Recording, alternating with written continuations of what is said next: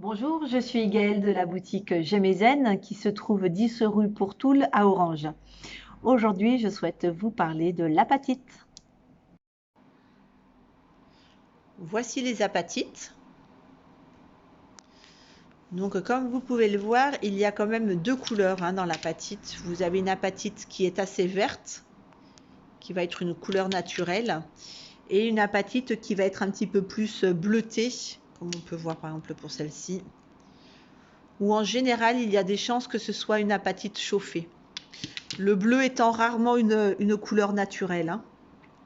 Bon, ça peut arriver dans la mesure où c'est un pays où il y a beaucoup de chaleur, beaucoup de soleil et que du coup le soleil naturellement va chauffer la pierre, mais c'est quand même souvent l'homme qui va la chauffer pour lui donner le bleu qu'on connaît sur l'apatite.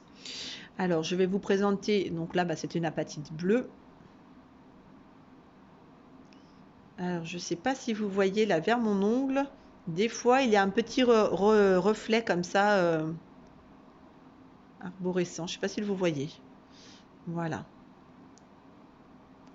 À quoi ressemble une apatite? Je vous en montre une autre petite boule. Voilà. Voilà à quoi ressemble.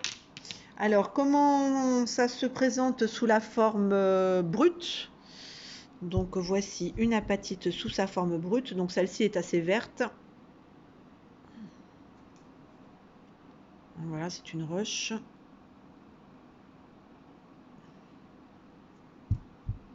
J'ai un morceau un petit peu plus petit également.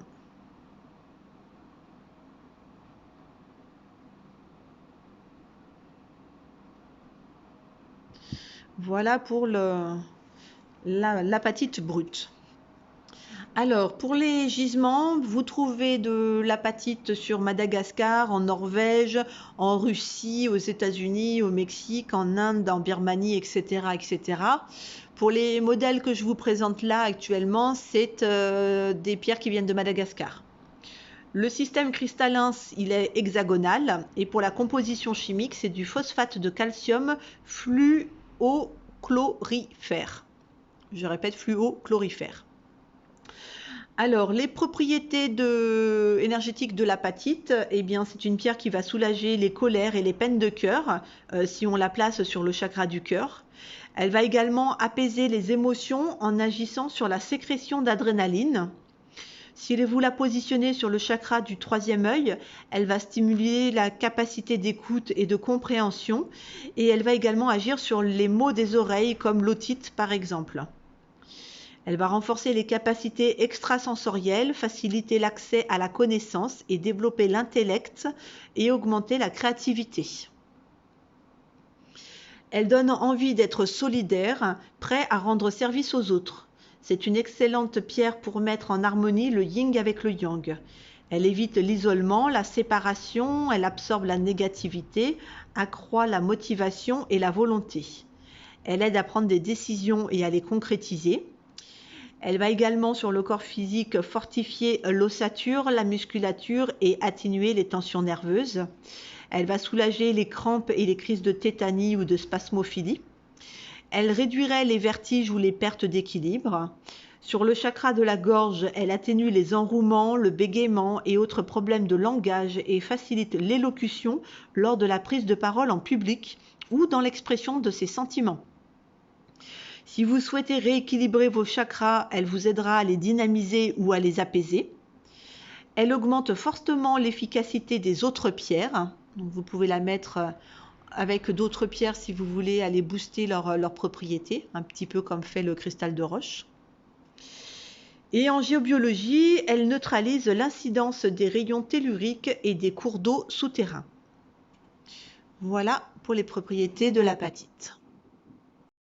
Alors, concernant la purification et le rechargement de l'apatite, eh bien, tout simplement, vous allez prendre votre pierre et la faire tremper dans un verre d'eau, l'eau déminéralisée, l'eau de pluie, l'eau de source, l'eau d'une rivière.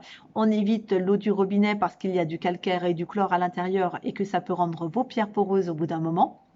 Vous la laissez bien baigner au moins un quart d'heure, une demi-heure, le temps qu'elle se décharge. Petite parenthèse pour les adeptes de ceux qui aiment mettre du sel, donc surtout pas de sel pour la purification de cette pierre, hein. Je ferme la parenthèse. Et pour le rechargement, eh bien, ce sera au moins 1 heure ou 2 au soleil. Plus si c'est OK pour vous. Et si c'est une période où il n'y a pas forcément de soleil, vous pouvez utiliser un amas d'améthyste ou de cristal de roche. Alors à quoi ça ressemble? Ça ressemble à ça.